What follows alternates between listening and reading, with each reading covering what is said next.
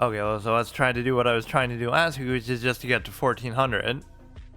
I've had a couple little flashes these last couple sessions where I have been like, like let me actually focus and try really hard, and then I do really well.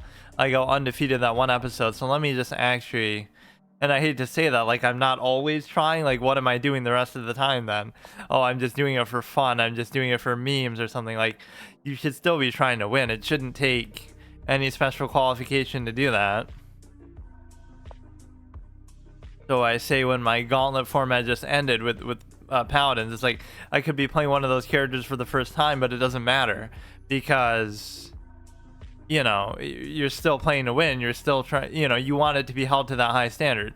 You could be playing the game for the first time, you could be playing the character for the first time, but you still want to be judged like, it doesn't matter. You should still be winning. You should still be thinking like that. So this you could end Pizan, which I'm not sure whether that's...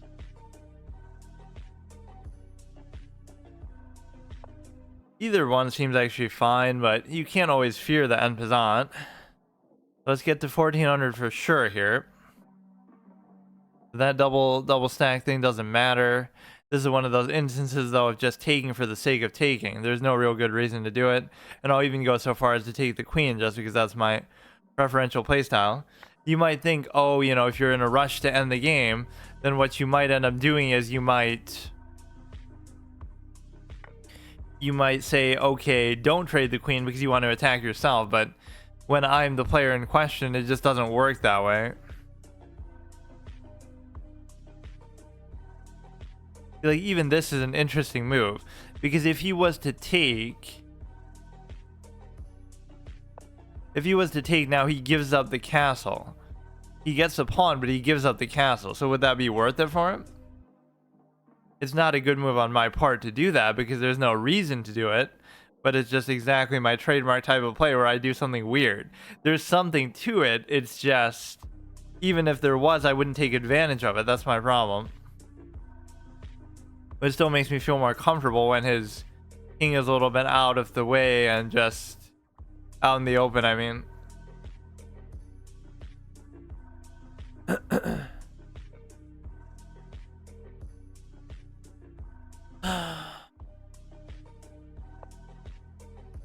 Okay, very interesting move there. And now we're going to give him basically a passed pawn capability because I'll do it again.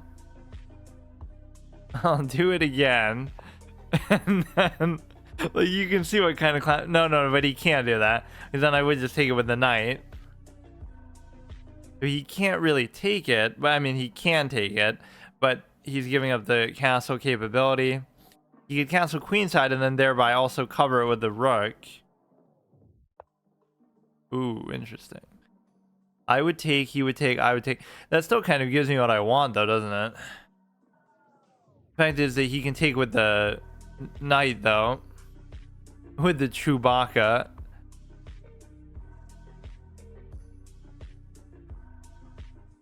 Very interesting play. I mean, I'll just take because that's my general tendency, but that doesn't seem like a really good move either. Gotta watch for something sneaky he can do. He could give a check, but any check that he gives I could take. But what is going to happen is this knight's going to be somehow super annoying, I bet. Right, like you're going to somehow end up losing your queen because of it. He'll go, he'll check, but I can take. He'll go, he'll check, but I can take. I'm just scared about leaving that sort of uncovered, or rather the act of him taking would still be a double take. Wait a second. He would go there, but no, I'd be able to take. But let's say hypothetically I couldn't take. Then he would take, I would take, he would take, I can't take. So even if...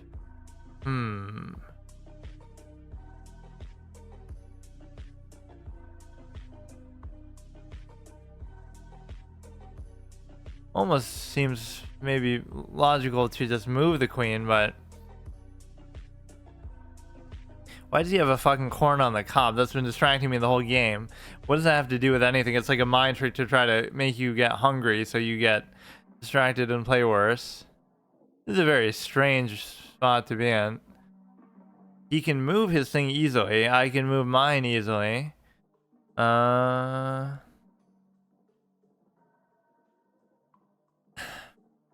He does this, I take. He does that, I take.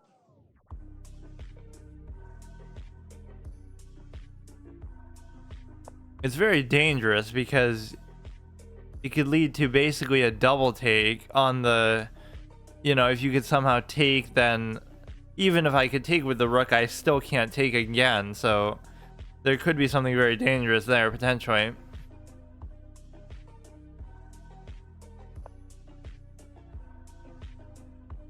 This is a contest between two masters, a decided instantly moment where you won't ever take. You'll always pose the threats, you'll always stack everything up, but you know that it's fruitless to take. You only take at the opportune moment when all the dominoes fall together. We're not playing chess, we're playing dominoes over here, but I'm not nearly good enough to really take advantage of that either. Or to play like that. Or more to the point, I'm just not patient enough to do that. What would that change for his sake? He'd go there, but that's covered no matter what. He'd go there, but I could still take. It doesn't change anything with that. If I go here, he takes, I take back. He takes, I take back.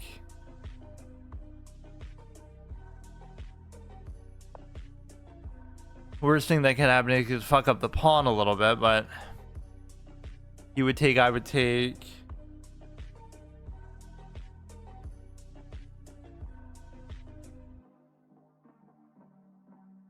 I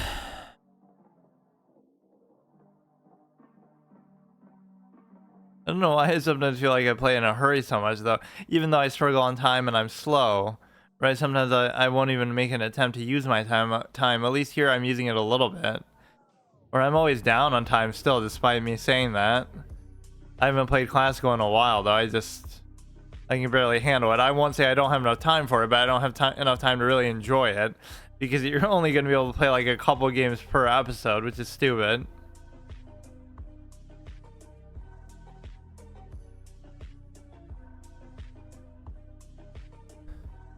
Probably the best thing you could do is you could take, and then take. And so that would kind of fuck up my pawns a little bit with these two kind of awkward. At the very least, this could connect, so that's fine. He has no bishops on the board. That's the one. Or no, I mean, he would have no bishops on the board. Well, neither of us would. So it turns into a nightmare endgame.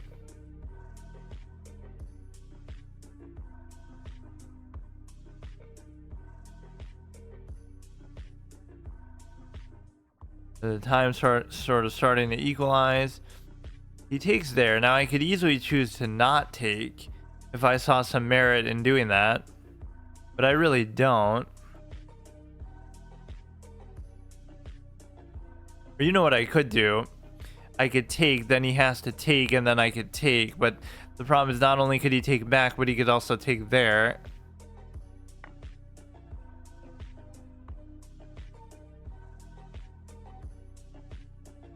So nothing happened that I didn't foresee.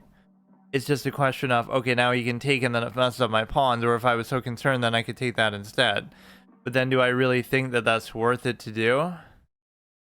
Because then you feel like you're taking the knight rather than the bishop, and I don't know. It's a very bizarre move.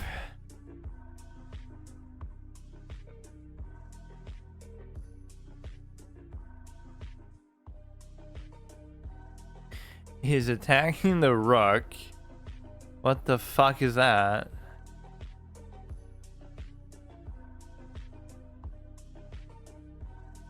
If I take with this one, he could take and then it's a problem.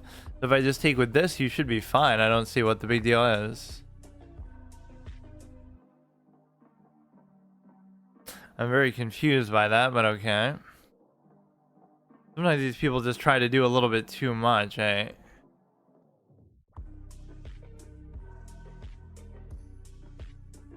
Hey bro, how's it going?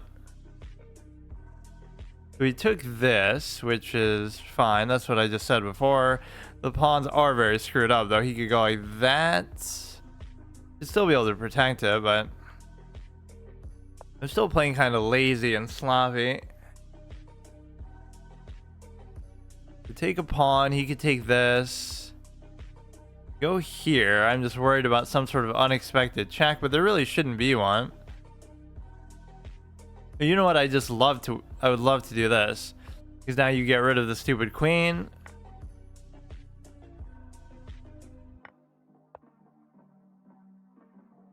Okay, that's fine.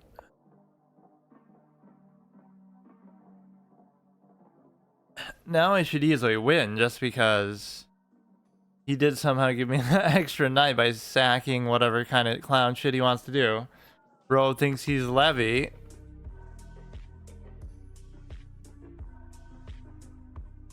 There's such a disgusting amount of that stuff that happens. Just people think they're doing some crazy Judith Polgar level sack. They don't know what the fuck they're doing. And neither do I, to be fair. But that's the difference, is the level of discipline. Like, I know I don't know what I'm doing, so I don't try to do anything, which is sometimes bad too, but...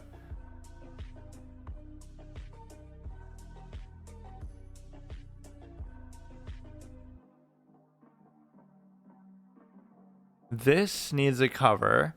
And also you come here. And then this needs a cover. There shouldn't be... Let me just see.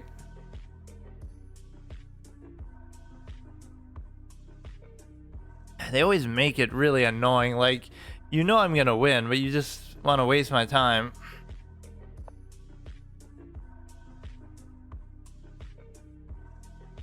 He won't be able to give a check if I do this, and he also won't be able to target anything. Or, I guess I was wrong, but I can still cover it. The spaces are, like, getting very constrained. We gotta reenact that Queen's Gambit moment. Oh, no. No way. Where we, like, trap the rook without actually... What the fuck, man? Look at that, I was not paying attention at all. Like, it's still fine, but... It's always when I'm winning that I stop paying attention, too. This is what I don't like about the game of chess overall. Like, they're just gonna piss you off. Like, I won the game. I obviously am better. You just want to drag it out. I've done that to people a lot, too, to be fair, but...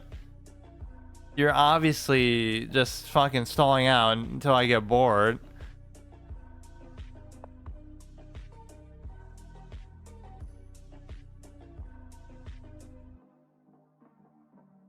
You just need to, like, get in that comfort zone with chess, like, where you play all day, every day. That's the only way I can even enjoy it or get immersed in it, because it's too fucking time-consuming and annoying otherwise.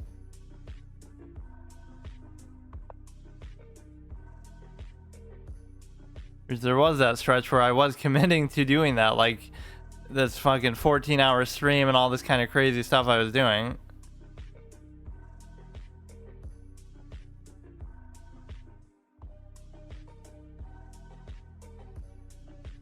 The time-wise is pretty even, everything else is pretty much fine.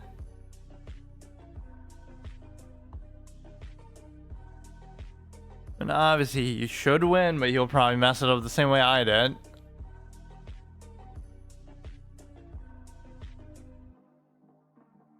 So that's the secret. Just be really slow and just piss your opponent off, even though I end up taking more time than they did.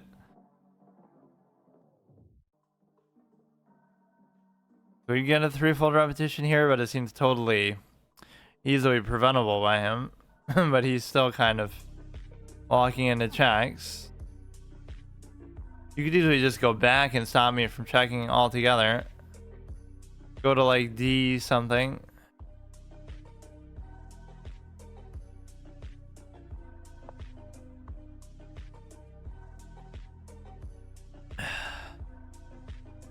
You aren't going to win one of those guaranteed. He can just keep the rook there.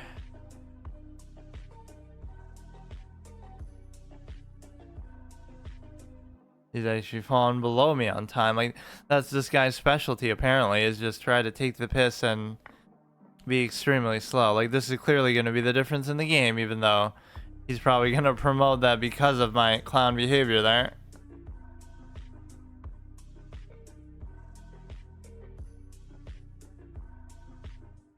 I mean, it should be pretty easy for him to do that, too.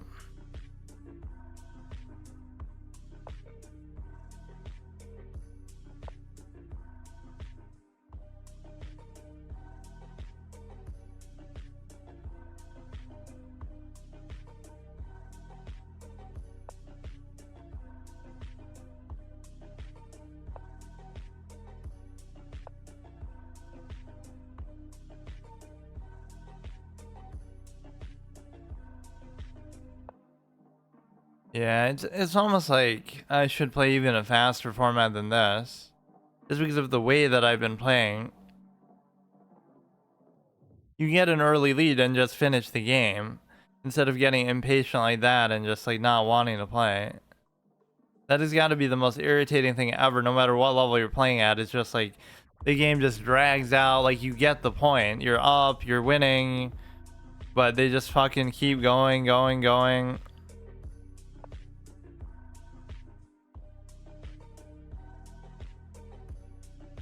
Hey Zix, pretty good. How about yours? Wait a second. Oh, I'm checked by that too. I just hope he flags or something with how unbelievably slow he actually is. Like, imagine being slower than me. That's really an accomplishment.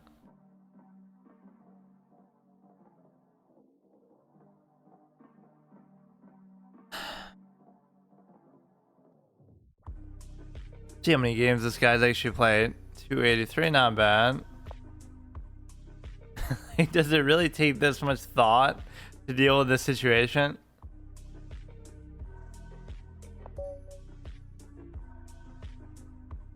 Alright, let's just...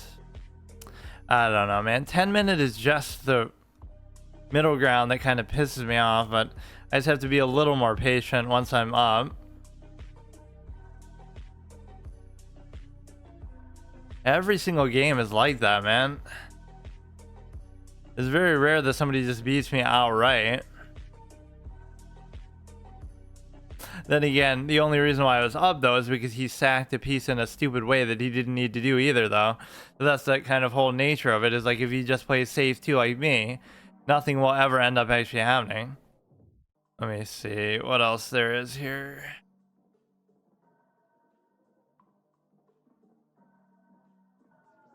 Almost running out of music at some point.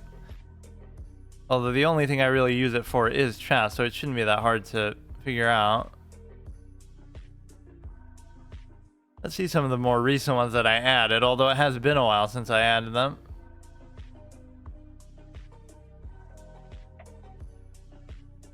A lot of these are from like meme compilation type videos that you see them a lot in. Like some sort of edit of a movie or something.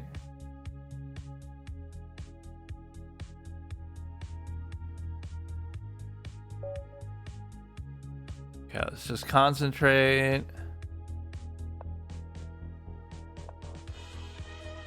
Like, it's not even that, oh, I shouldn't be cocky. I should be as cocky as I want, but you at least have to live up it to and justify your cockiness.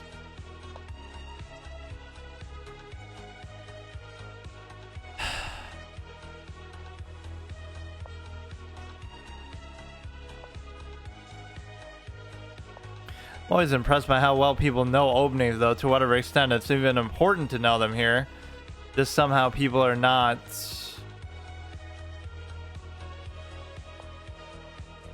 They're not really taken aback by them in a way that you might expect them to be at this very low level.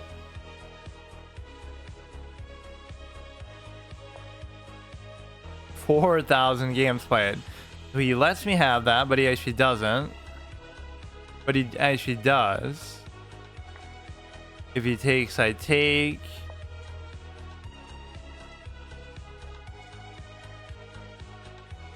If I take this, he can't take that still.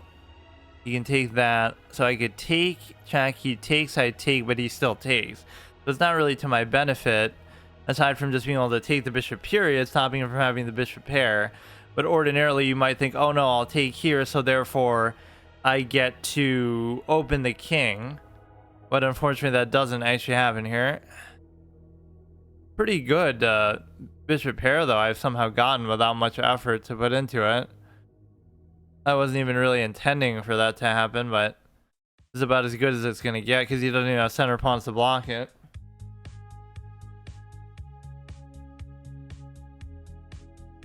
Imagine playing 4,000 games. Like, I'm already heated that I've had to play this many. 781 is too much. So this is what I don't like though. It's like, look how easy it is to stop me from using the bishop pair. But I guess at least it opens the king in kind of a beneficial way. Like, I don't know whether that's a good move or not.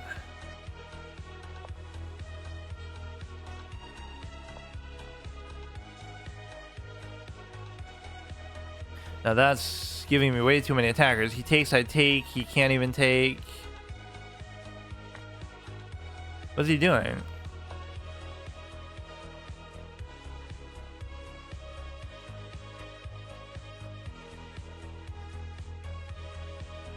You could put it here and then you'd be forking in a beautiful way. But the act of going there would be very difficult, if not impossible, so forget it. That's sometimes a big amateur mistake that people make, is like, you're always looking for stuff that you theoretically would want to be the case, but it doesn't mean it's actually there. Like, you know, you're just looking for things that are wishful thinking or way too obvious. So I wanted to go here and check and take, and I could double take if not for this. But as it stands, I can't really do much of anything at all. So I guess I could just go back or forward. So often I'm trying to trade the queen, like, way too aggressively. Okay, now you could bring the rook again. That's basically all I wanted anyway. Wait, but now I can't do it.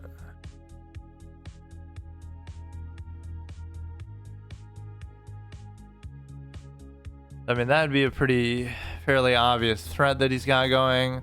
I could just make like a bonehead threat like this. So like, oh no, now we're attacking this. And we're also threatening there, so... This is exactly the kind of move I always try not to make, because it seems like you're trying to do too much and it's never going to work. But we'll see. So he has to address... I mean, he could easily just take it with the queen, trade, but that's what I want anyway, too. That's the problem.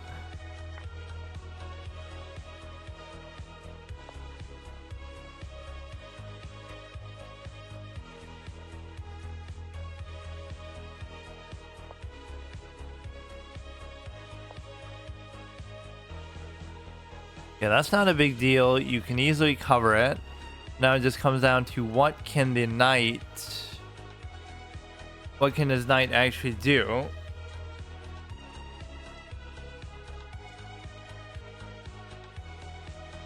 So we're in a decent endgame position where we're +2, so that should be an easy win, or at the very least it certainly shouldn't be a loss. Just like the last game, there's no reason why you should ever lose that. I don't even know what happened. Even if I lose my lead, I shouldn't lose the whole game. There's actually nowhere good that he can go with the knight, which is not a surprise, because that's just the nature of the knight as a piece. The source of my biggest shit talking in any game ever is always trashing the knight. Let's just be patient here, which I have trouble doing. Like, I'd be confident that the rook can win that the bishop can win the endgame there, but I don't really want to play it like that either.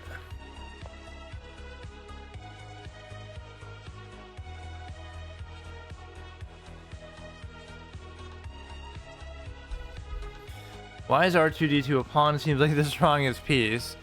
Yeah, and it doesn't make sense that there'd be that many of them unless he's just like a prototype Or there are like a ton of clones. What else could it be though, I guess? I guess it could be C-3PO as well, or it could just be any sort of random clone or droid or something. Yeah, it makes him seem like very not unique. Now he walked himself into a terrible, stupid spot. Because now if I threaten one, he has to give up the other, I think. Because, like, okay, he's already being under attack. So if he moves this, I take this. If he... Fucker. Damn it. How do these people become such escape artists all of a sudden? They walk themselves into something, and I know he didn't know that was going to happen, but then he still gets out of it.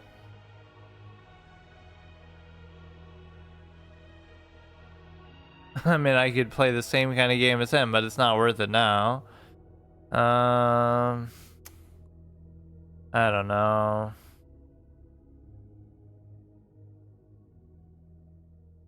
Gotta think, where is he gonna threaten? He's gonna threaten like that. Then I wouldn't be able to save it necessarily. Let's play like these crazy sacrifice gambits like what people do. And I'm sure it's gonna backfire, but he could take this one. This one into threatening this one.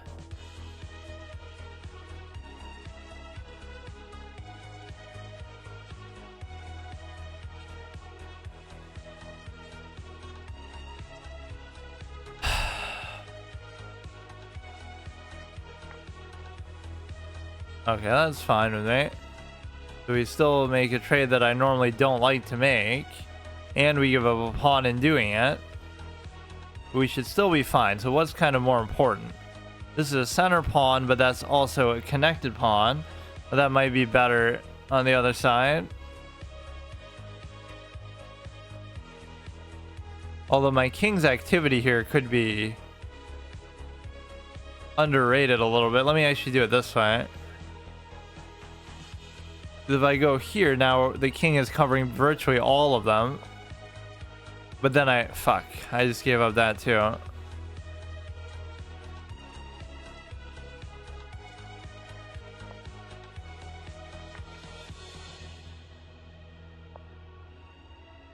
You can go there and then take is fine.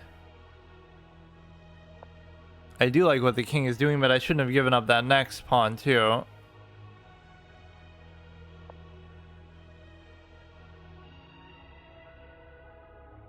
And then this ends up being sort of fruitless too, because... Okay, that's fine with me, but... We should just be trying to equalize, play for a draw somehow.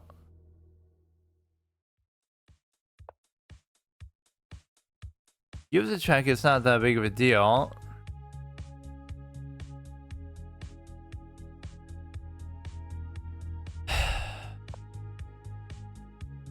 It's only hard to decide when you should push your own pawn or whether you should, you know, now it's too late for me to do anything, but he'll go down, but then I'll still take. He'll check, I'll move, he'll go down, but then I can still take. He still has to stay attached to it. Right, the only way this works is if like the king is there and he checks it, then I can move. And then he can do it.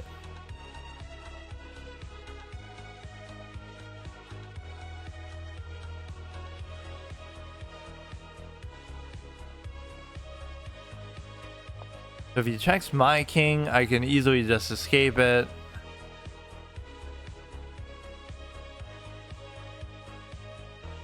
Yeah, his push is much more impressive than mine though, still.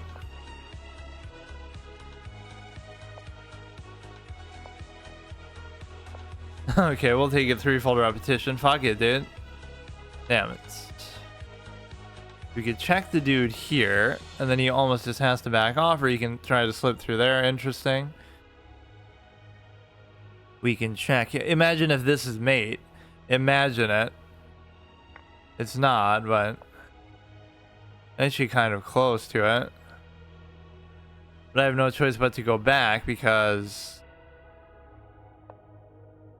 of this stupid pawn here. I guess I could try to match him for this, but it's just dumb. And he could have already took the thing. Wait, he's just letting me do it.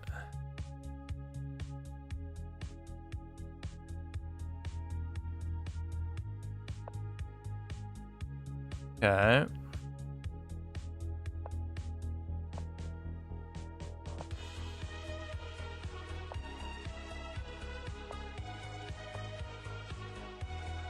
Easy trade. Although the difficulty still becomes whether you can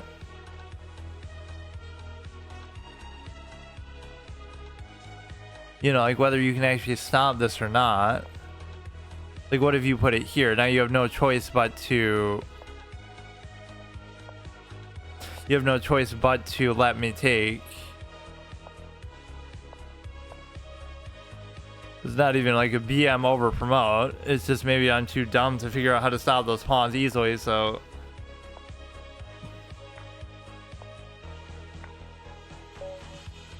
Seems like a good way to bait somebody into a stalemate, though, if I just take everything and I'm not really realizing it. So go here. Should be fairly accurate game, but the way these sort of middle games progress has been kind of irritating me. Just there's not really a good reason why you're winning, right? Like what happened in the last game was he just sacked a piece, and then what happened in this game I don't even remember, but a lot of blunders in the end game. Sometimes endgame blunders are kind of surprising, though. Like, you're not really doing anything. You're just moving the king or something, seemingly minor, but yet still it becomes such a big deal. Let's see.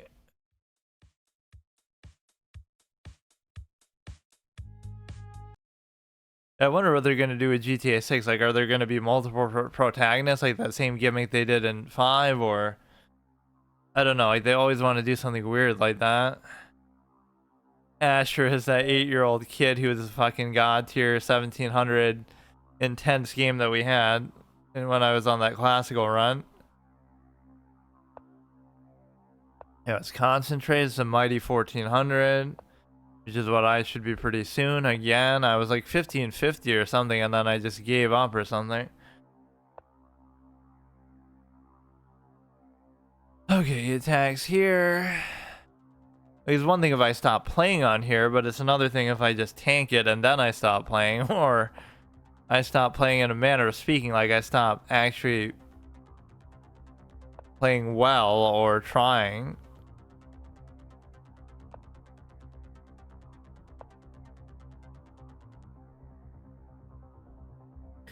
This one is always kind of weird. Like, it looks like that benefits you, but I can't say for sure. Now, this should be where you guarantee the trap on the bishop. You get kind of a good result there. And this would be good simply because you have a good bishop position there. He does this like he knows what he's doing. That's what I don't get.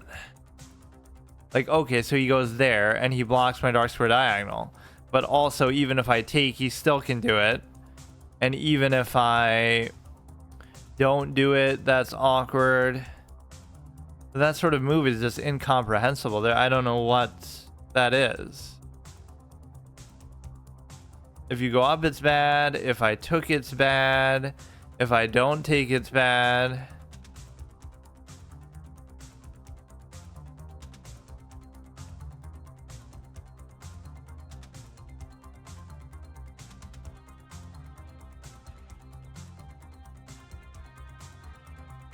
In fact, that's even worse than what I thought it was. Maybe I should just take. Or you know what I could do? I could take this now. So then if he takes, then I can just take. Kind of a little sneaky move. That always feels kind of like an earned sequence. Like, okay, that's a cool little thing that you did.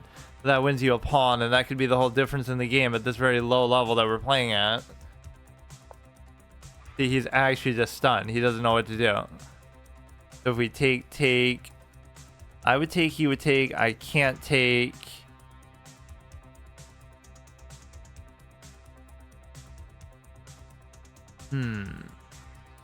Not actually sure what my priority should be here. I go here, you're attacking that. I don't really want this is like something I should actually study unironically after this game or something. Like, what is this pawn structure? What the fuck are you trying to do? Do you want to take? Do you want to do this? Do you want to just leave it? Do you want him to take? I don't know what these positions are about. There's no like internal logic that makes sense to me naturally. You could say, okay, you want to double his pawns, but you're not going to double them. Or you want to take towards the center, so you are already in the center, though still, like, you're taking from the center to the center, or letting him take from the center to the center. It's not like you're taking from the outside towards the center, or you're taking from the center towards the outside. So even all of these logical razors don't really work because none of that applies.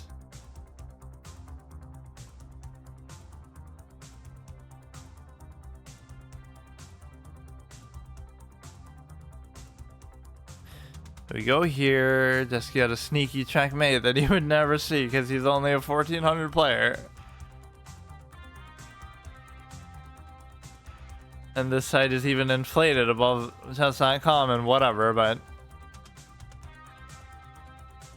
this was like my peak on chess.com, 1350. And then I just tanked on there as well, but that came with a much heftier price. But like, I shouldn't be allowed to go back on chess.com until I hit like 2K on here. It should be like some really major punishment if I'm ever even allowed there in the first place.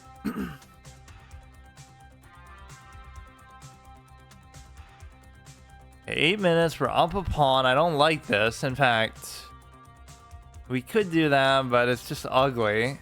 You gotta pose some sort of dual threat.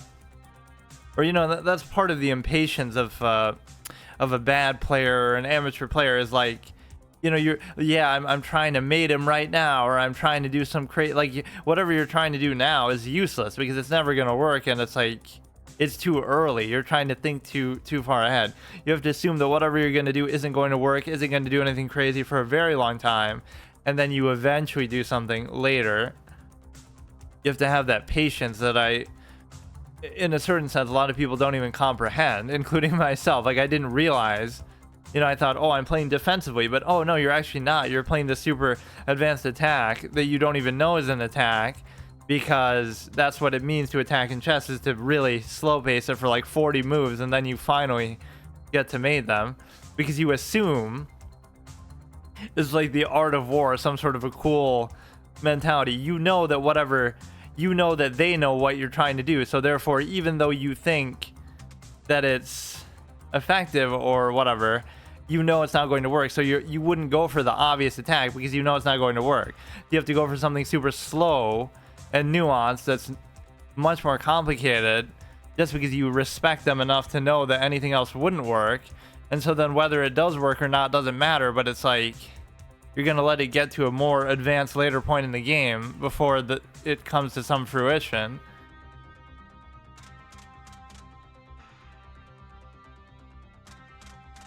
You have to have at least that much respect for your opponents, which obviously I don't.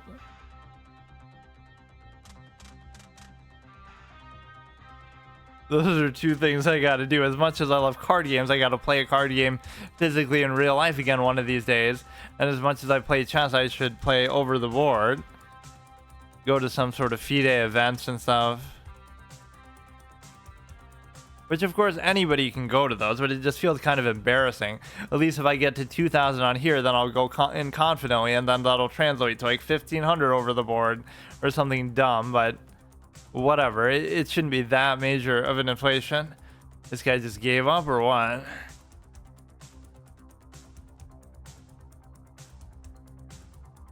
He's just coming up with a god tier sequence of moves. I can't remember if I used that title yet or not. The Only Time song. Like, who can say how good you are at chess? Only time. In two senses. Only the amount of time you put in to study it, and also only the amount of time you calculate during the course of a game.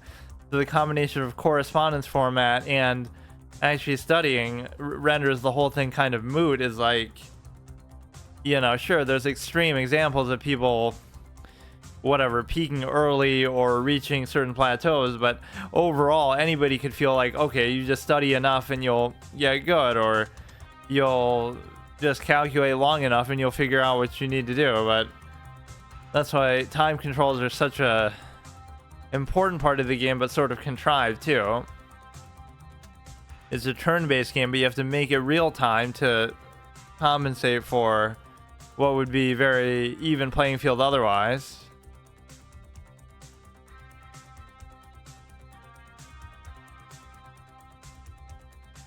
I mean, this doesn't bother me. You can be as slow as you want here.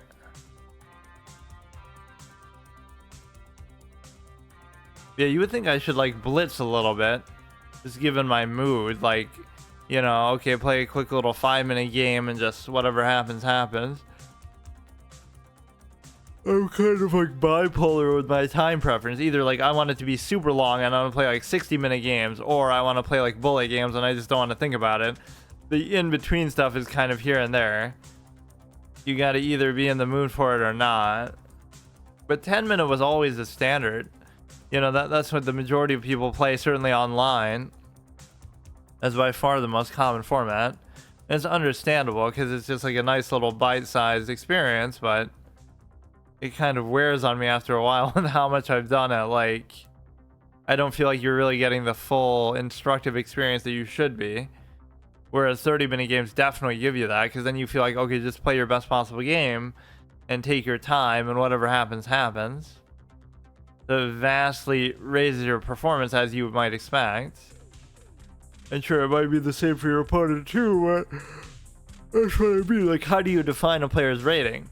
Right, they'll be vastly better in a longer time control, so it might seem like, oh, haha, you're so bad, but then again, you know, you're bad and you're expecting yourself to be good by putting yourself under time pressure, instead of saying, okay, I'm bad, but let me revel in how bad I am and try to compensate for it by actually thinking longer and taking my time. So you shouldn't try to prove anything with how fast you are when you don't even know what you're doing in the first place. Like I always say, it's like trying to speed run a game that you're playing for the first time.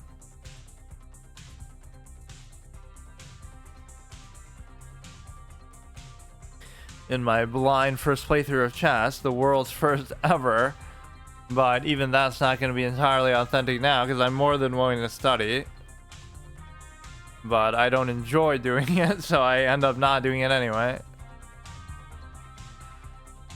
So even if he was to come back now, even if his buddy who's a super grandmaster comes over to the computer now, I still think we'd be fine. 6-minute time odds, +1 advantage.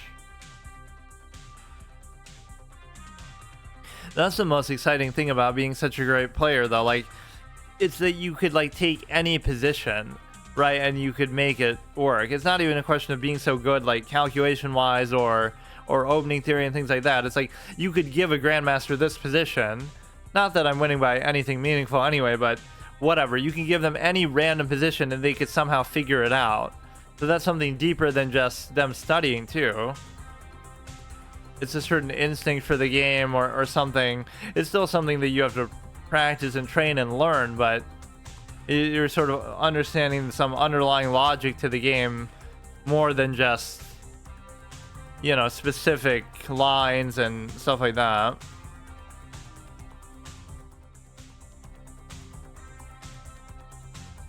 You could make like a roguelike chess experience, like just trying to figure out the position, you know, like the game just it's sort of like Fisher random chess, but it'd be a little bit different. Like even the whole position would be randomized, not just, so it's almost like an active puzzle, but you're playing against another player where it's a position that's very specific, like this could be the puzzle position. The game starts like this and you play as one, they play as one, and just figure it out, right? So it would have to be a little more evenly matched than that, or I guess it could be like where maybe the evaluation is completely even despite the material because somehow their position makes up for it. So you'd have to come up with all these different kind of positions that are technically even if it doesn't look like it is.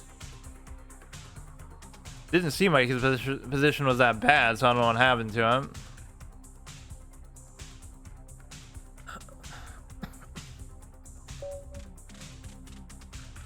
Yeah, talk about wasting my time, dude.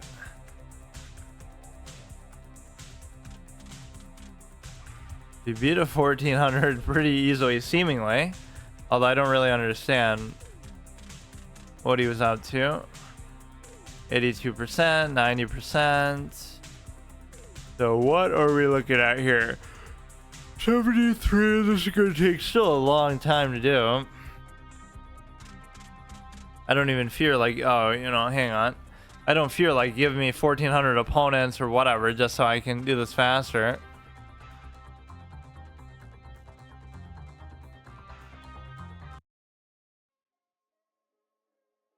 Okay, here we go.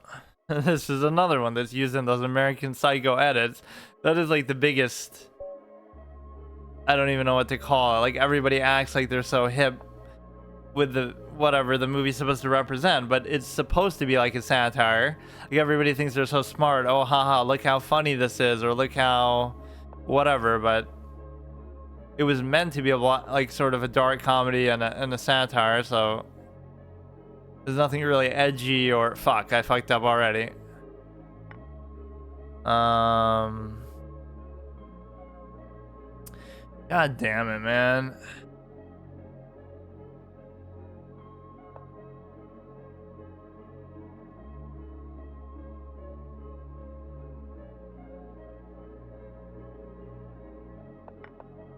It's my aversion to moving the knights, period. Makes me do that. I don't even want to fuck with it, but I normally don't have a problem doing that. Or you should use the principle, save the best pieces for last, which means you should move the knights early on in the game. Right, let's just push that sucker out, and then you should almost be mature to pin it down.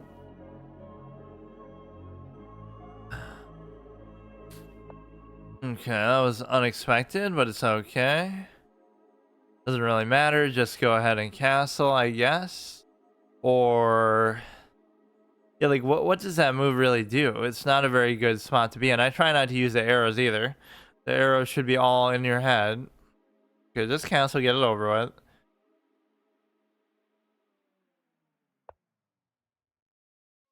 Okay, we can just back off. Or fuck, he trapped me after all. But we could win that pawn back, or no, I can't actually. Now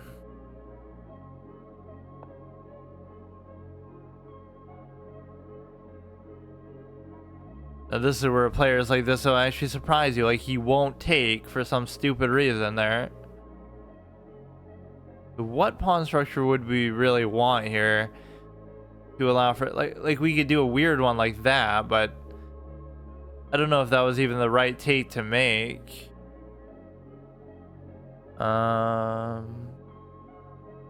He is letting me have that, but that could be a bait of some kind. Like he'll come in. Nah, it doesn't matter.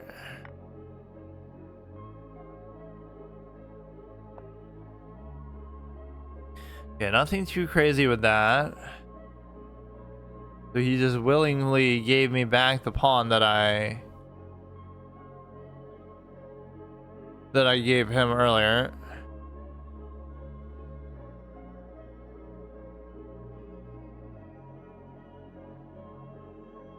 I want to move the light square bishop, but it's kind of hard to find a spot even to put it. It is very strange. This pawn structure is kind of nonsensical. If you're gonna have, I don't know. You can easily move it back there, but like, what if we want to be all cute about it? He comes there, then it's the big problem because you're losing the cover and you're attacking that together. So Let's just go back.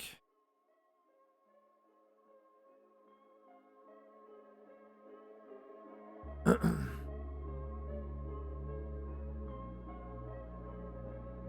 this is always the biggest recipe for disaster. Don't play chess when you're tired, but that's the only time when I can play it, like a normal human being who doesn't live for chess. I just love that idea of like, imagine doing that. Like, say like, oh, I'm gonna quit my job and I'm going to become a chess player and make a living off of that. But even better and more shit than that is, no, I'm gonna become a chess streamer and make a living off of that.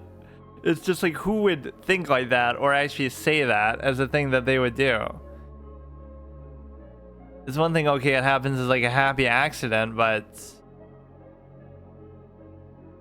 it's a very strange thing to aspire to. You come here, he can easily go away. You come here, he can easily go away. So it's the follow-up move that I'm kind of thinking about. If I'm here, then I can go there. You usually don't want the knights kind of together clumped up like that, but I also don't know what the point of a move like that is, so kind of like a fake octopus knight, because you obviously see that the ability to push it out is there.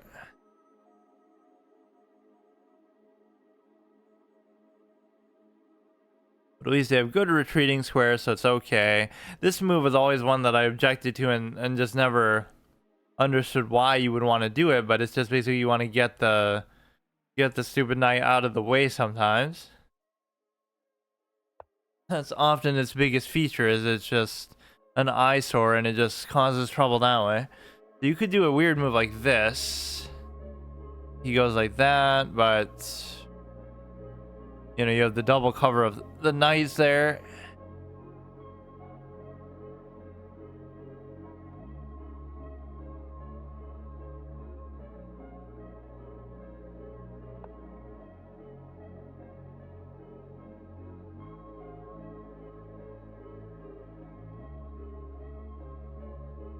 But yeah, there's so many other characters you could incorporate into this sort of set, like Jabba the Hutt, or I don't know, Leia. Even though I was constantly, I guess they are twins, so you can't blame me for that, and they don't have facial features.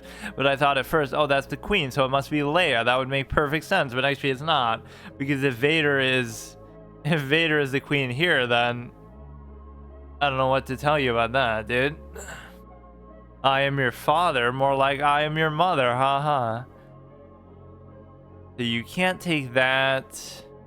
I wouldn't mind even if he did that, it's just I'm not sure.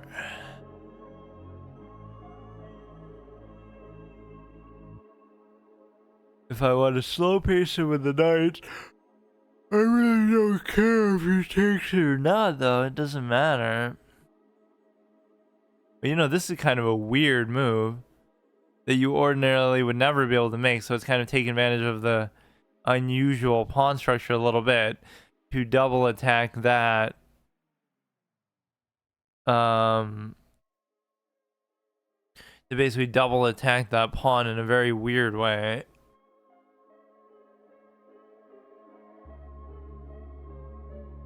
But it still wouldn't matter. Like, I don't know why I even thought of doing that.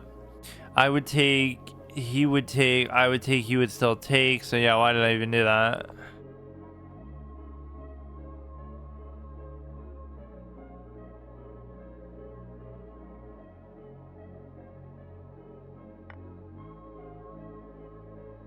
You can take like this and it's still covered. So even if you want to do some kind of sort of fancy unleash for that, that'd be fine.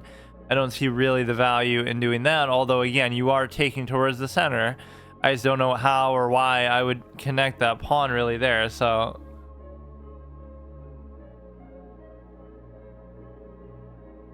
this is kind of a cool setup though, because like we both have at least one of each piece left over, like just you know, nobody has a pair of anything.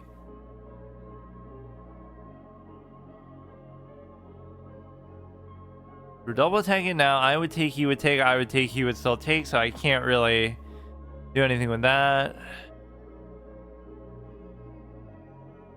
This is kind of ripe for a double stack opportunity. If you just... This would be interesting because your double attack... No, but the double attack is pointless because... You're not really able to take advantage of it because the queen is still there.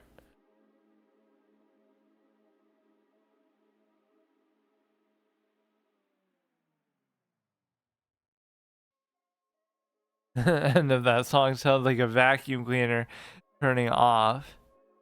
That's the most random description ever.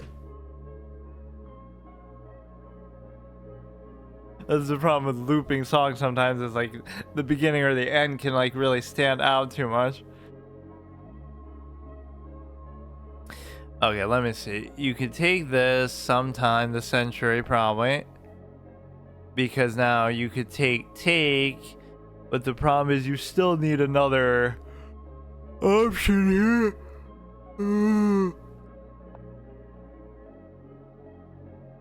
Or you could even do this again, this kind of weird attack with the rook. Now how would you protect this? You could do this. And which pawn here is really going to be the weak link? You can cover either of these pretty easily.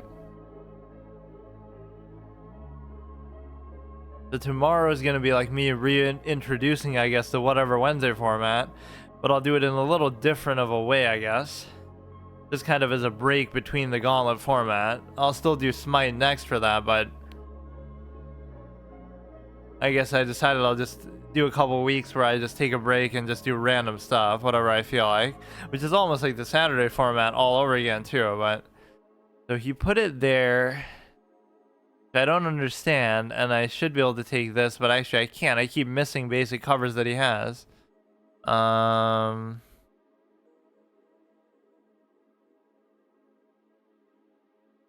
the thing is, I could double take this, but not on account of the queen, and also not...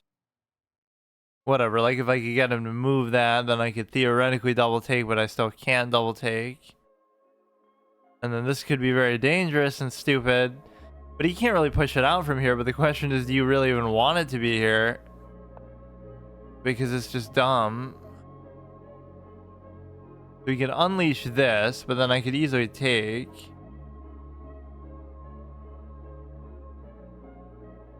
If I took, he took, I took, it doesn't really matter.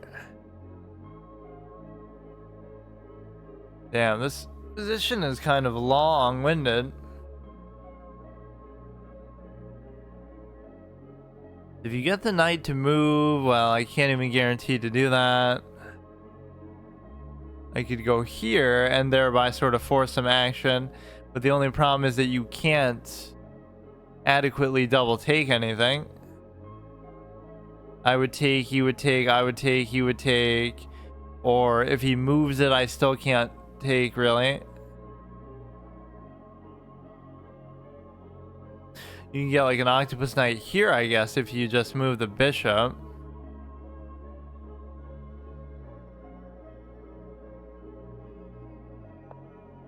This is a very confusing position. I don't know what to really do with it, and I'm down to 2 minutes.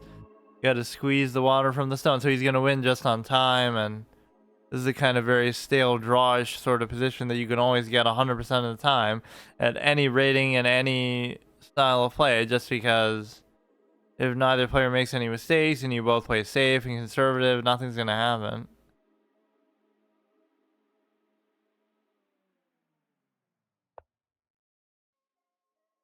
And then now I'm going to make a mistake purely because I don't have time.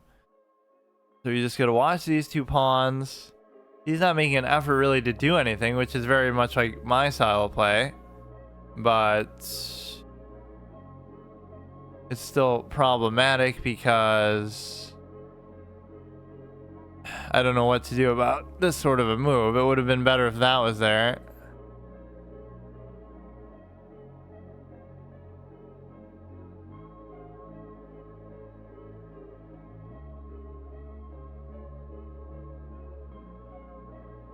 I don't have time.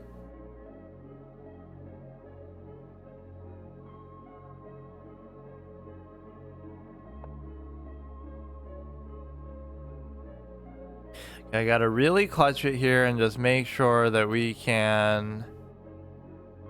Okay, he can take it. Like, this is where it starts to fall apart. He takes, I could take.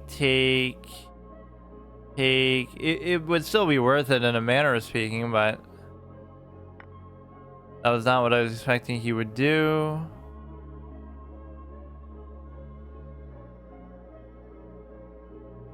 I would take, he would take, I would take, he would take. I don't know. I'm obviously gonna choke and make some stupid move now, but he has the thing there, so he has to bring the queen there. I could easily bring the queen still to do this, or maybe I can't because the thing is there.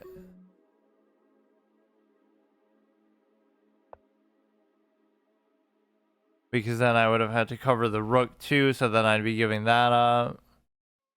This is not a really good spot to have this in, but...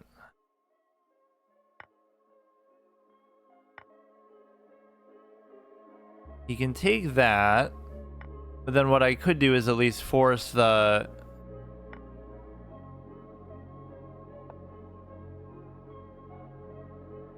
I mean, that 100... Man, the two of these games have been so irritating and unsatisfying.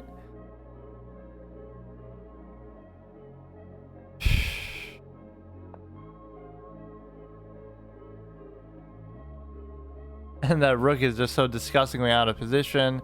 He needs to come there.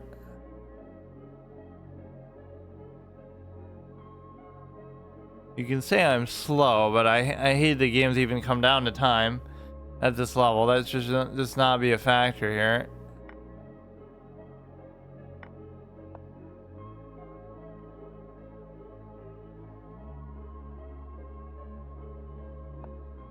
So that's to imply that if it didn't come down to time, then it could have just gone on forever, or it would have been a guaranteed draw, because neither of us were really doing anything there substantial. And right, it's only when time starts to become an issue that then somebody makes a mistake. So we're clearly evenly matched, or the game is just such that you never have to worry about it otherwise. It's just too easy to play safe like that sometimes, and that's my number one calling card style of play, is just to play it like really safe.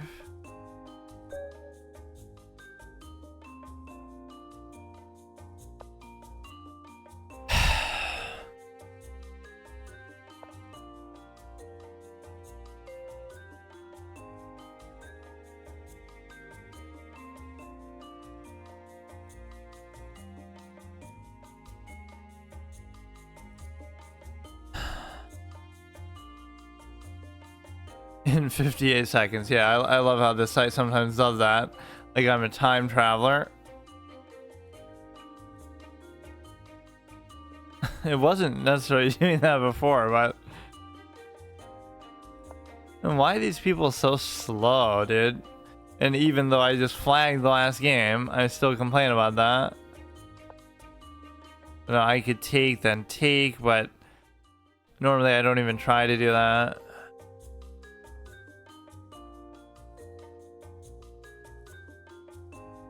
But it's fine, like even if you took... It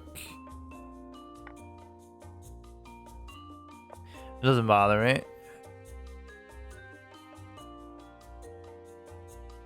And the question becomes whether it's even worth it to do that or not. Like we're pinning it down. What if I just leave it for a little bit? As a better player would tend to do, where you don't just automatically... But I'm just too lazy to do that. Like, I always just want to trade. This will be a decent diagonal, but maybe he can still block it. The whole logic of how you open or keep that diagonal open later with all the pawn movement is a little bit tricky for sure.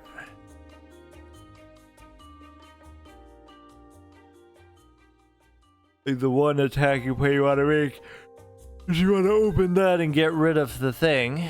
Get rid of the pawn here. So that's why it's sometimes bad to take this pawn.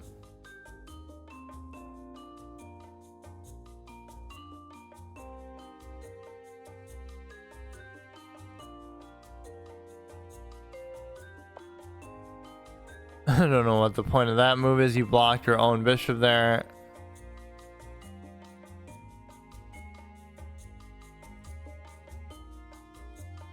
Like, think about how long it's taking me to even do something as simple as this, right? Like, let's say to get from whatever I started at, like 1360 to 14. Even if I won every game, it would still take a while. Now, this should guarantee the open of the king. And the reason why is because I would take, and then he can't take. And so you take with the pawn.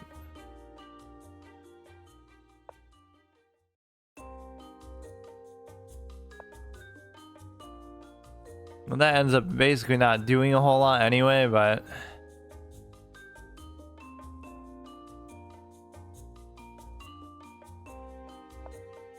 now I'm kind of just ignoring what he's doing and being overly aggressive. So whatever master plan he has there could be very interesting.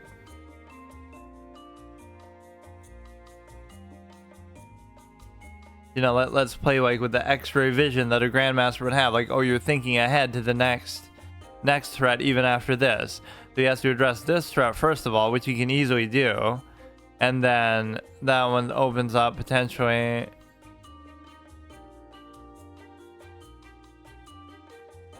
Again, let's consider that threat to be not that significant and just go for something that maybe is a little better.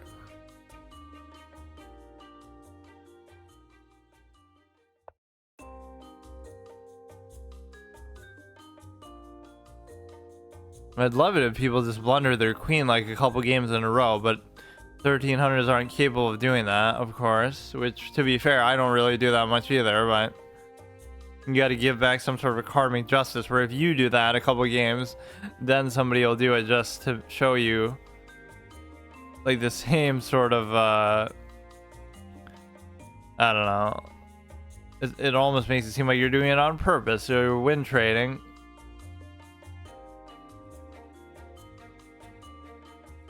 You got to double cover this, or actually it's impossible to cover it now. So just let me take it. And then that sets up for some kind of a... I don't know. Sets up for this. This doesn't matter.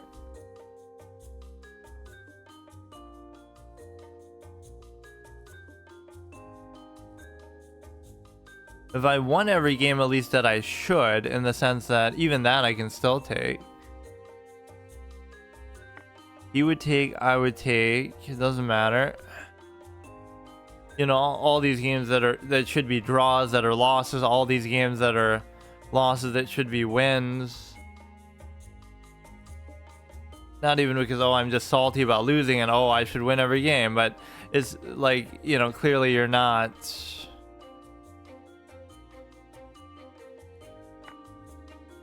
you're not really losing to something super elaborate or well thought out.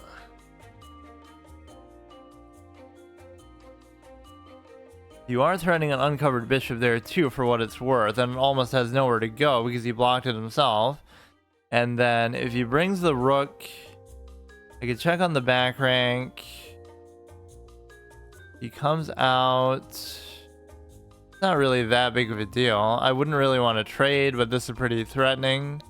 You could easily... wait a second. Okay. I mean, that's almost as bad as blundering a queen, where he just seems totally oblivious to what's happening. You almost can't believe that it happens, because again, nothing can ever be easy, even at this level. To the point where it actually makes you salty after a while. Not that whether you're winning or losing, but whether you're the fact that you have to work so hard to do it. I don't mind working hard and studying the game, you see, and calculating, but I mind doing it to get the fucking 1400 rating on an inflated website. That's what bothers me. At least let me get to some, you know, something of a little more substance first, or at least let me do it on chess.com, but I guess I already blew that chance 3 times over. But see, that's the psychological trick behind it.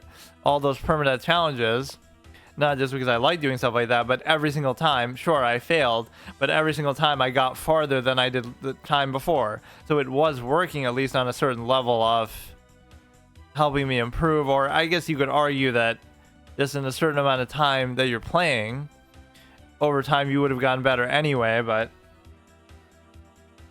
it certainly couldn't hurt your performance because it's giving you something sort of to play for. I go here, he would take, I could take. The main purpose of that is just to unleash the light skewer bishop.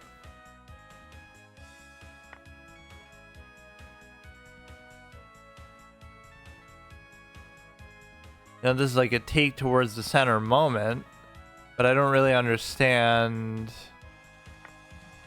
whether somehow that doesn't seem like the right thing to do.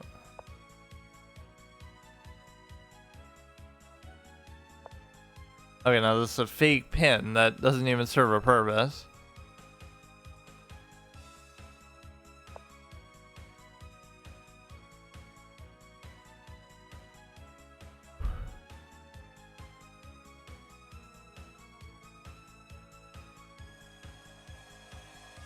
I don't even really want to take that, but I also don't like leaving it hanging like that.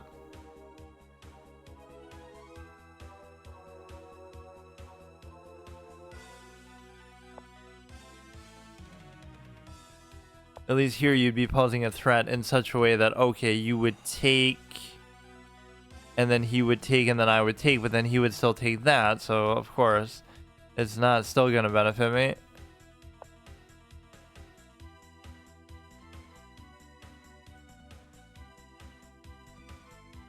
The oldest trick in the book, like if I take, then he gets to put the queen there, put the thing there. Now if he takes, I take, and then he can't take anything, so it did end up working out. Or wait, I keep missing one of his covers somehow. Or no, that is actually correct, because if he takes, then I take, and if he takes, then I whatever.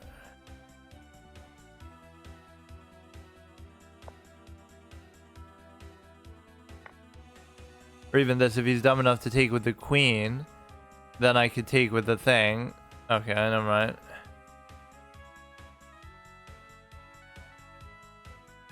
I don't really want to do this trade even still. Like, it doesn't seem as damaging now to do it, but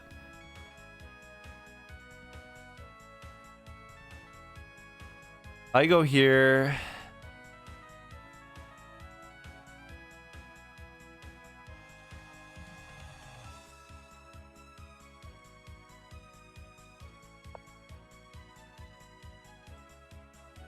So both of us are really hesitating to do this bishop trade for whatever stupid reason.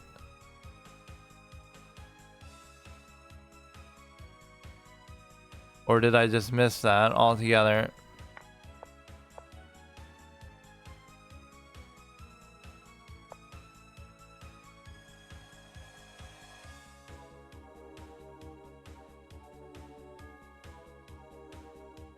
About as even of a matchup as you can possibly get with this stupid, Oh, did we just play this guy too? That's always a bad sign of a site that doesn't have enough player variety, because that shouldn't be happening. If you have, whatever. That should give me a certain, like, a better variety of people, or if you have a super active site, that's not gonna necessarily need to happen.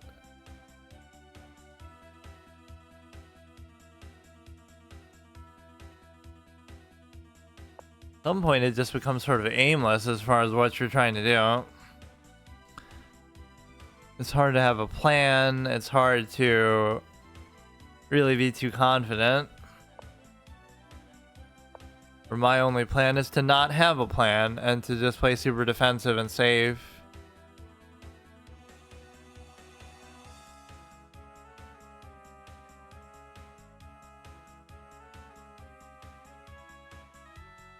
It's like I've almost come full circle. I'm using my Blue Yeti mic again from back in the day, even though I wasn't for a while. And I'm almost sounding the same as I used to.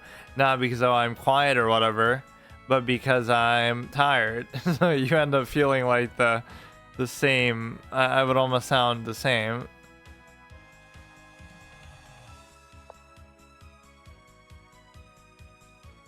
Okay, so what is the point of doing that? I don't see it. He's gonna second. If I take, then he takes and checks, and then, or whatever. Like, if I take, then he comes there. Then, if I can't take, I go here. He could take, I could take, he could take. I could take, he could take, I could still take.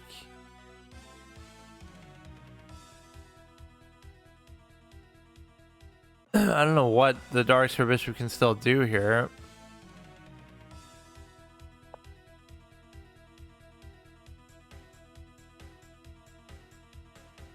If we just win a couple in a row, we should be good. I'll just keep farming this guy, I guess, all night, because if we keep getting matched up against him, you might say, how many people could there be playing right now in the world at this rating on this site, you know, queuing up at this exact time? But if you go on chess.com, I'm sure you'd find more people than that.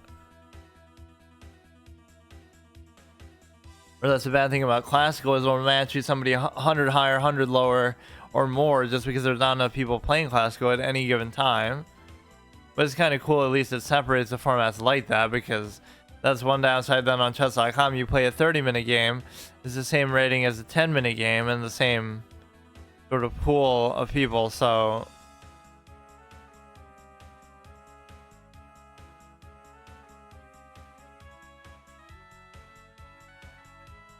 I mean, this would sort of trap it in the sense that... But then it's just trapping it for a trade.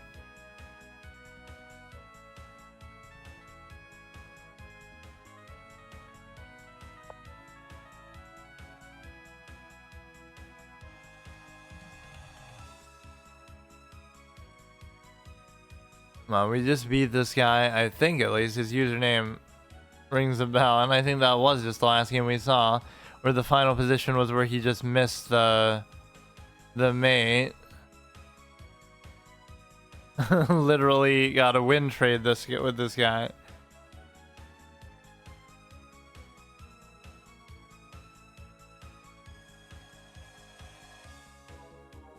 I like how this one pawn is going to trigger me till the end of time.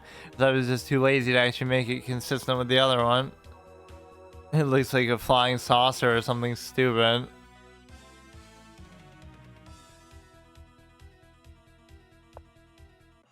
Okay, you bring the knight back. And... I wish there was something I could actually do with my knight, really, but there's just not.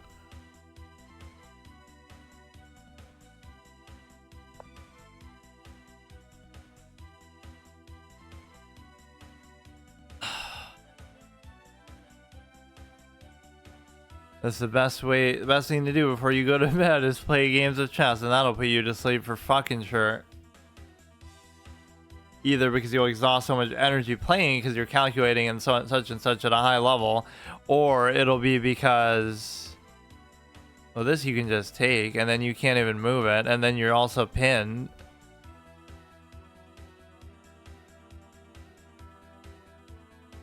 Like, what kind of a dumb clown move was that, dude? Holy shit.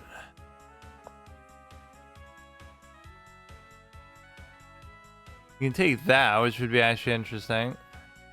Because then you're at least attacking the queen.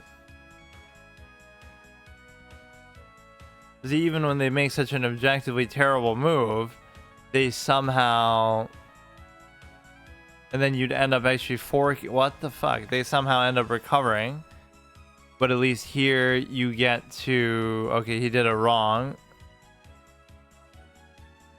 He did it horribly wrong. He could have actually recovered from his own mistake there.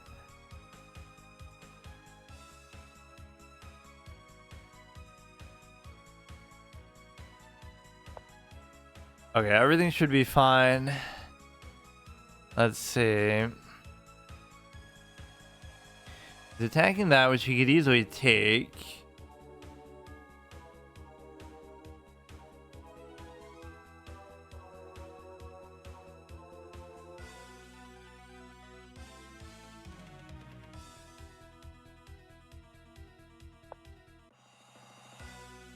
There shouldn't be anything he can take. This is what you got to do, is just win by attrition and let these people beat themselves, basically. I should totally try to queue up immediately right again after this, just to try to hope we get the same guy. This is what it'll eventually be. Whenever I get to some new plateau, it'll be because of that. I'm farming the same person over and over. But still, that's a legitimate thing. He is 1300. And he's played a whopping 200 games.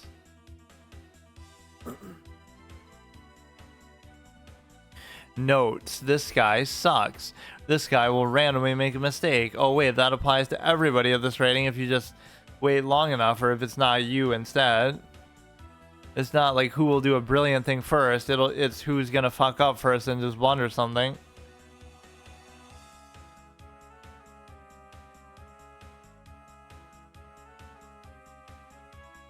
The time is pretty even. We're +6. We just have to not get cocky too much.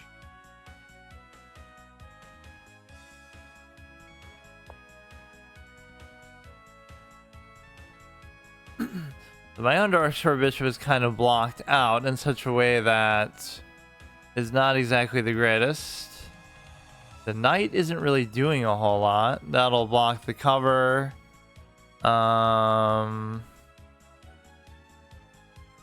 Create a little double stack here for whatever reason. Some things you can just do like this is a logical razor idea, like the fact that, you know, oh, double stacks are good, so just do it on an open file. It doesn't matter even why. Somehow we're missing the ability to actually attack the queen in here somewhere, but I could have done it like this, I guess, but then you could still take there.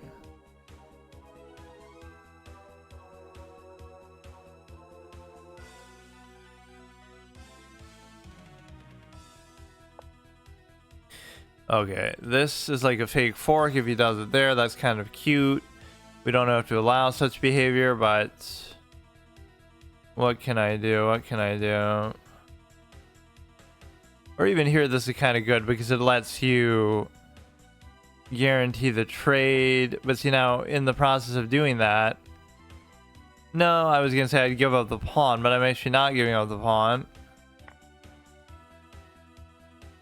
And you might say, oh, I'm fiending too hard for trades, but at least there it's worth it to do it because you're up by a substantial amount. That's the only time when it is good to do that. Because the style of play preference doesn't work because, you know, you can't say, oh, because I like to trade stuff, or oh, because I like to play defensively. You can't go into a game saying that. Let the position dictate your moves, not the... whatever, not some preconceived notion, but then again, you can dictate the position yourself if you play as white, at least.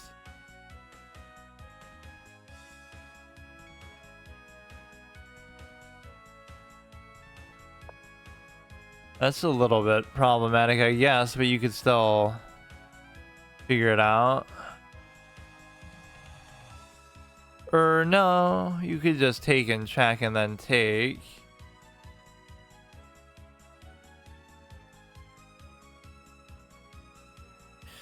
This is also an instance of them sort of dragging the game out, but it's not so bad because, you know, this is bad because you could actually fuck me over a little bit there, maybe.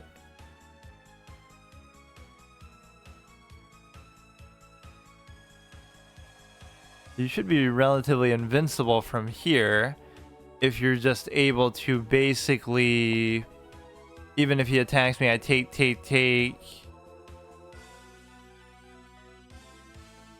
This Darksphere Bishop is not in the greatest spot, though, all things considered.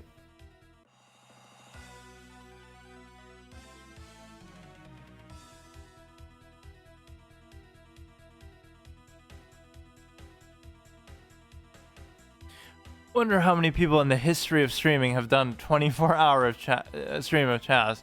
I certainly haven't, but I've done as long as 14 hours of just playing chess for some stupid reason. That one day I was just pissed and felt like doing it, and I actually made some amount of progress there, but a lot of those days I actually didn't, just because, you know, it'd be very repetitious and you'd kind of go on bad streaks and stuff too. If he gives a check there, I can easily do this, because now the queen is no longer blocked there or anything like that.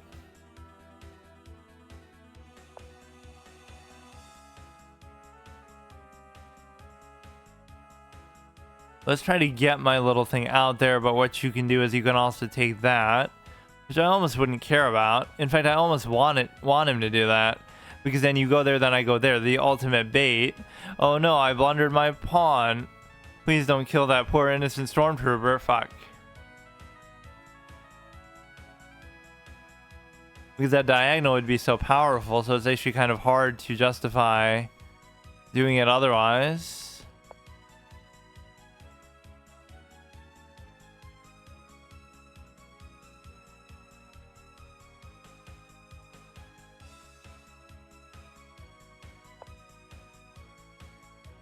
The knight has just been totally out of the game. At least the bishop we tried to re-ingratiate a little bit somehow. I just can't get at a good angle to give a check here at all.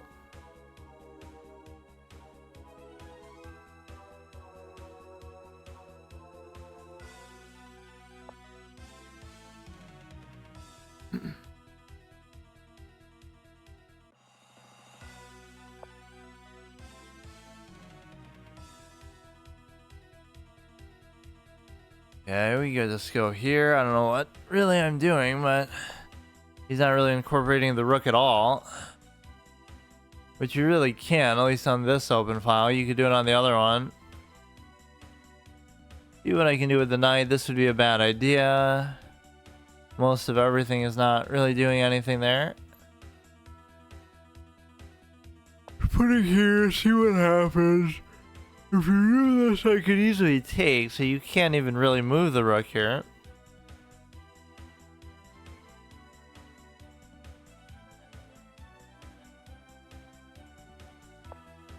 I guess that's the beauty of the format tomorrow, though. I could play chess again, because I can just do whatever I want, but I don't know if this is really what I would want to do.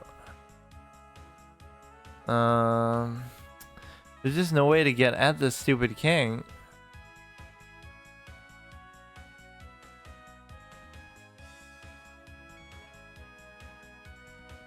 And I can't figure out what to do with this either.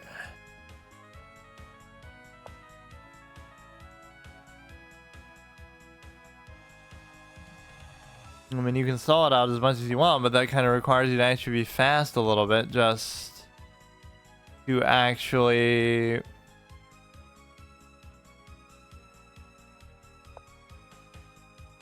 you know, not flag yourself here.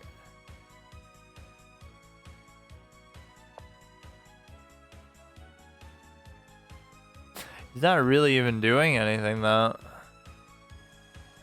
So this would be kind of a cute move, because it does at least force a little bit of action from the king. Now at least you have to trade that down. Or I don't know what happened, actually.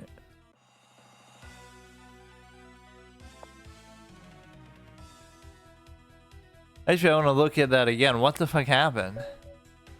Did I maybe blunder something? Or it shouldn't have been a guarantee that I take the queen. I think he could have still took it. Even when I do something good, I don't realize like what actually it is.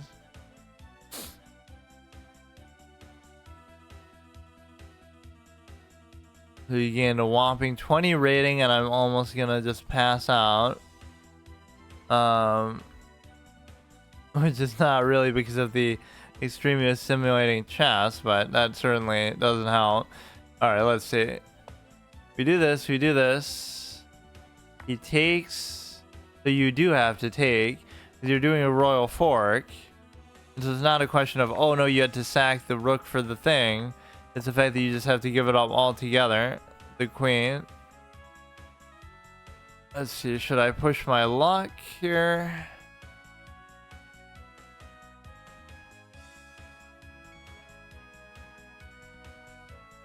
If Inception was a video game, it would be this, with cutesy, kawaii anime girls too. 1366, like it'll probably take 3 more games to get there, even if I was so inclined to do that.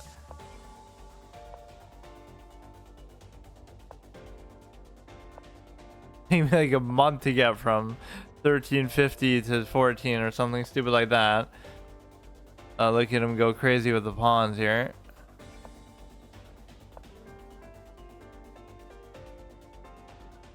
I don't know about this pawn structure really. It seems kind of weird, but... Oh, here we go. Now I'm playing total clown mode.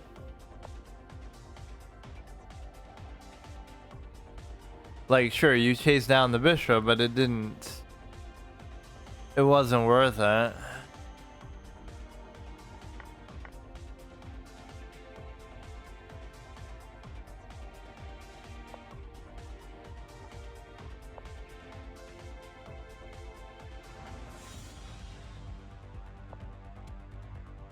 You can move the knight, then I could take.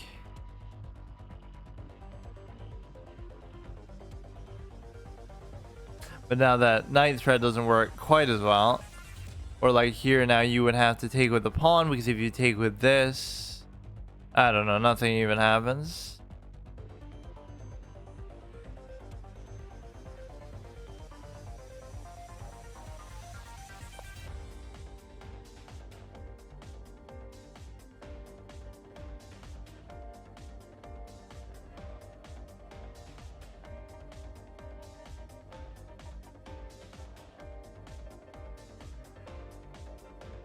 I didn't really set too many rules for rapid, but always classical has like a 50 point increment permadeath type of thing going on and everything like that. At least that has a certain amount of weight to it, I guess.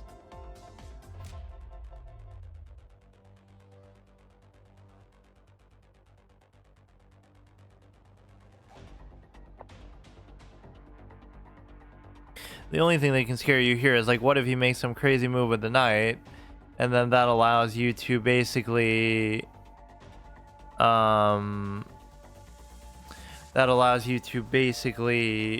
take this for free. That could be the only problem.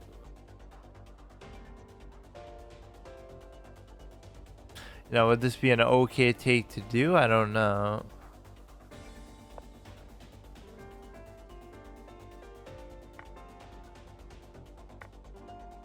Double stack my own pawn, but somehow either impatience or maybe there's some merit to doing that. I don't even know.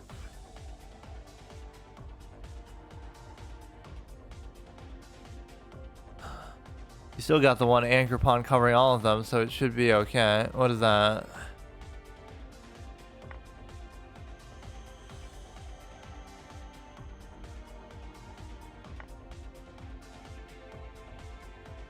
Now, this becomes scary, and the reason why is because, you know what, I'll take my chances. But what oh fuck.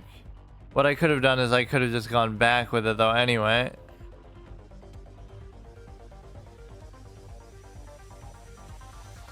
Okay, whatever dude, I'm done.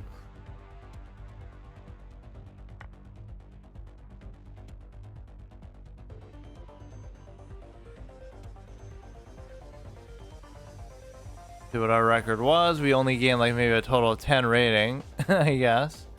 What is this? Oh, it's just showing me the year.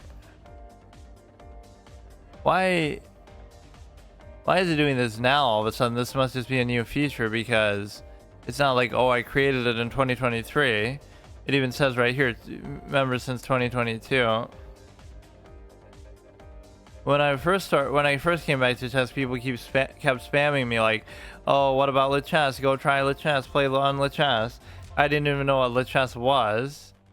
And then once I started playing on there, nobody gave a shit, but for some reason everybody was just always telling me to do that. The loss, win, win, loss, win, win, loss. So what is it? 1, 2 and 1, 2 and 2, 3 and 2, 4 and 2, 4 and 3. That one was easily preventable as well. Let me look at it.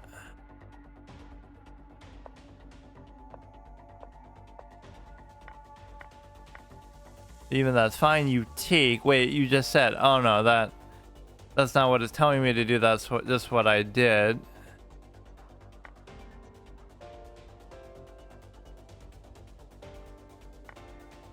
You're just supposed to let him do that with the bishop.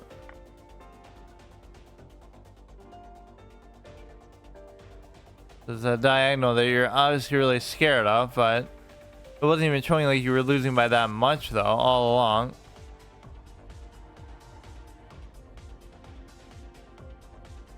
$190,000, which in this you're like way, I don't know what difference that is, the percentile, or like if I was 1669 here, I damn sure wouldn't be top like 6,000 the way that I was in classical. Just because nobody actually plays classical, because probably all the top players, better players, feel like everybody's cheating, or it's just not nearly as common of a thing. Okay, see you tomorrow.